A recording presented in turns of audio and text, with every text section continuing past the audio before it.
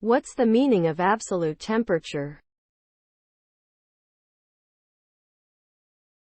Absolute temperature. Absolute temperature.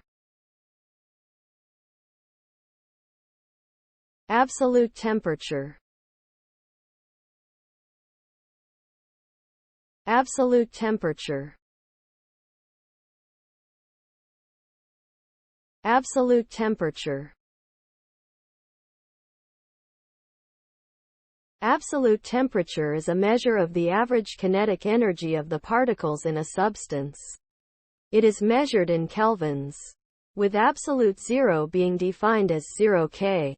Absolute zero is the lowest possible temperature, and it is the temperature at which all molecular motion ceases.